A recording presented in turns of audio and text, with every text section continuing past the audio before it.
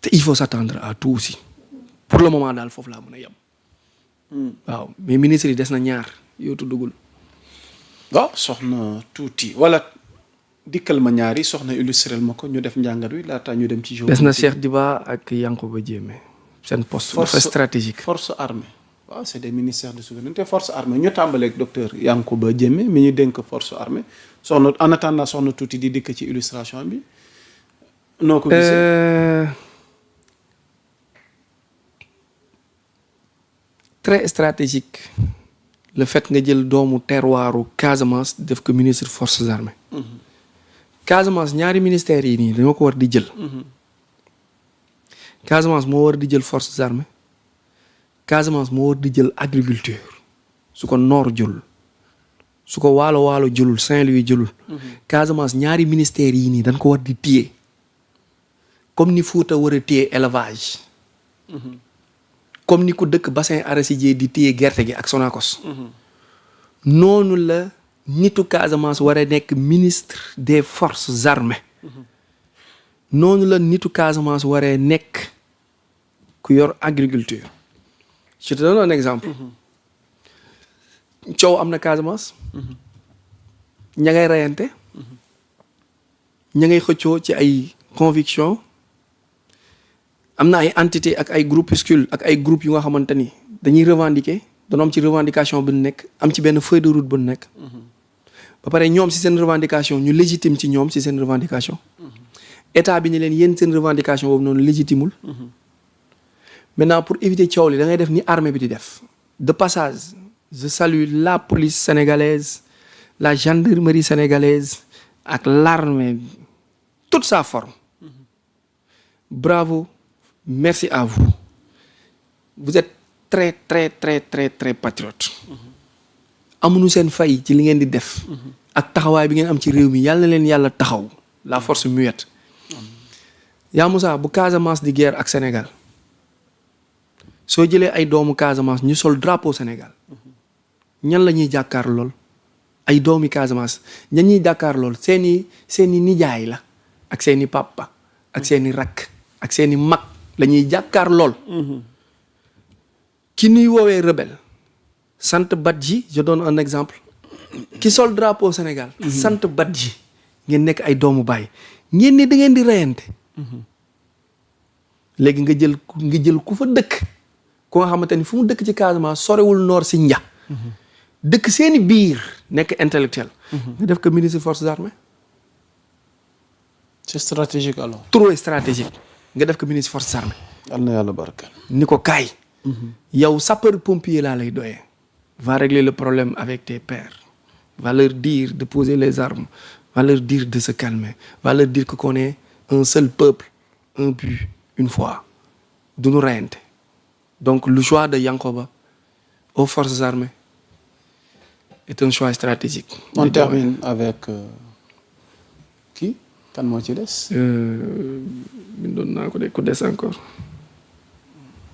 su ma ko internautes yi. yéen a ngi suivre wala suivre la. Diba. Cheikh Diba. parce que léegi économie ak plan yooyu yëpp léegi boole nañ la ñu nekk benn ministère. jox nañ ko li mu gën a bëgg ci àddunaam. ah bon. te loolu bu Amin nekkuloon premier ministre du ci jot. kon woo nañ naar ci. si guuxum soow. parce que Dib doom la. su ma nee doom la ci Al Amin moom mooy ministre bu nga xamante ni sur les 10 dernières années de 2014 2015 à aujourd'hui moo recouvrer moo occupé moo échelonné ci direction de responsabilité yépp il est le plus complet jamono ji des Sénégalais pour exercer pour boole finance économie plan coopération il a travaillé avec Amadou Ba. Il a travaillé avec Abdoulaye Daouda Diallo. Il a travaillé avec Moustapha Ba. Il a travaillé avec Al Amin Lo. Cheikh Diba a un plus que les énarques amul parce que ñoom Diomaye ak Sonko dañoo génnee ENA te ñoom seen forme cours yi tronc commun la moom dafa def ENA dafa nekk planificateur ci jamono ji nga xamante ni seen génération ñoo bokk ak frère u Pape Alé Niang bi ñoom Maguette Niang ak ñoom seen génération ñoom ñoo am les plus grands planificateurs yi nga xamante ni tey les accords de Bretton Woods bii Diomaye di yóotu mais Diomaye moom génnatul système bi Diomaye moom dugal na boppam bu baax léegi delloo na buum mbég lépp jox ko France ni ko am ñàddal ban demee Kenya Macron taxaw la ni ko bàyyeeku na Ouattara ni ko kaay ñu négocier moom génn ni ci français fa beeg accord Bretton Woods yi ma doon dagg ak yooyu yëpp Diomaye génn ci ba set wecc fi mu toll ni kay mi ngi ci système bi ba saf-saf jeex na léegi nag ñii comme yow léegi da nga cee dugg te da nga bëgg wutum xaalis ngi jël Al Amin jox ko mu jiite ñu jël Cheikh Diba ni ko kaay yow mi nga xamante ni yaa fekkee club de Paris yaa liggéey ak Amadou Ba yaa liggéey ak Abdoulaye Daouda Diallo yaa liggéey ak Moustapha Ba Bosquier kaay yow Dip nga nekk l'élément le planificateur l'homme qui maîtrise les chiffres le budget et tout nga ñëw gérer man xam naa ni jubóowul ak Ousmane Sonko ci dette cachée bi parce que Cheikh Diba mooy la transition du gouvernement sortant ak gouvernement actuel mook Al Amin Lo. Cheikh Ba mi foog ma lijjanti grand entretien ak moom parce que bëri na lu ñu war a leeralal. si il maîtrise les chiffres il connaît tiroir par tiroir page par page li fi jot a jaar ak xaalisu Sénégal ak comment lan mën a def ba su ma juumul le Libanais la bi FMI yónnee Gamel xaw ma. Jamaël mu ñëwoon Sénégal moom lay waxal moom lay waxal moom lay déglu parce que Diba lui parle de chiffres donc Diba est à sa place donc bu dee pour redressement économique pas restructuration de la dette moom bis bu mu ci duggee Diomaye dina dugg ci lu nga xamante ni dina ko regretter ilaa yow mi din dootu ko defati bu mu ci dugg je le déconseille mu dem ci restructuration de la dette parce que loolu boo ko defee da ngay teggi subvention bi nga tegoon ci population bi yépp ñun ñooy supporter boobaa ñun man ak yow mii ñooy fay dette bi te déjà ni ñu koy fayee nii metti na donc li fi dugg ci xaalis man je me pose la question j'avais relevé des chiffres yaa Moussa. Allez-y vite fait. chiffres yooyu noonu ma relevé woon man dama am ay riir ba tey Macky Sall en 12 ans 12 000 milliards la leb Diomaye Sonko même pas 3 ans ñi ngi ci 16 000 milliards 2024 4 500 milliards. ok 2025 5 700 milliards. 2026 6 075 milliards.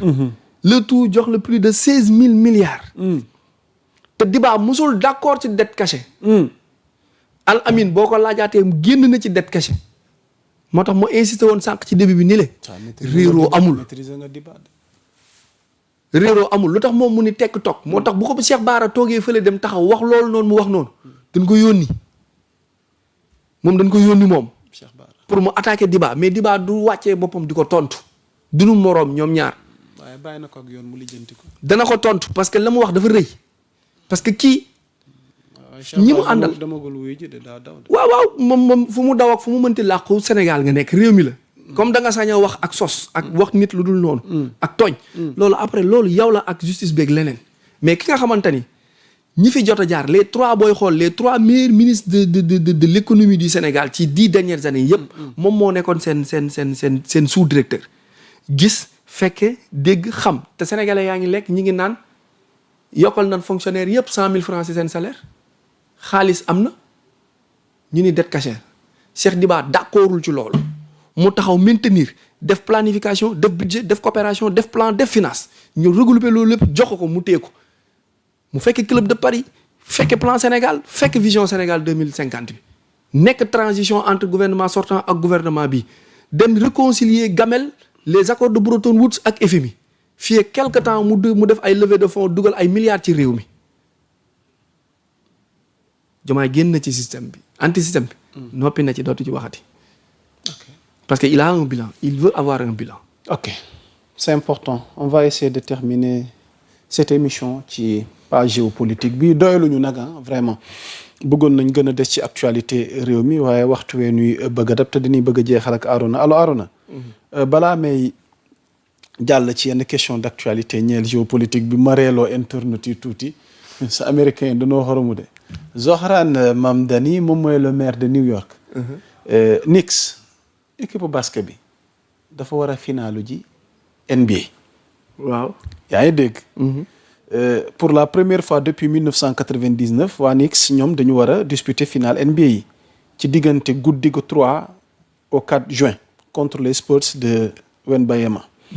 Maintenant maire bi dafa signé benn décret buy retarder l'heure de coucher des enfants de la ville ngir xëy na ñu mën a seetaan ndax clubu capital bi clubu New York bi ngir xam naa mën a dooleel gars yi mais xam naa level wala américain ñoom fi ñuy xalaatee ak ni ñuy doxalee. ñoom nekkuñu ci ça paraît fun nii. waaw nii mais ñoom am na lu ñu ci war a mën a def taxaw. ñoom waaw ñoom nekkuñu xale yi war a tëdd heure ñu ne dañuy retarder heure tëdd xale yi ngir ñu mën a ndax dëkk ba day final. Sénégal fu ñu teg loolu. Sénégal du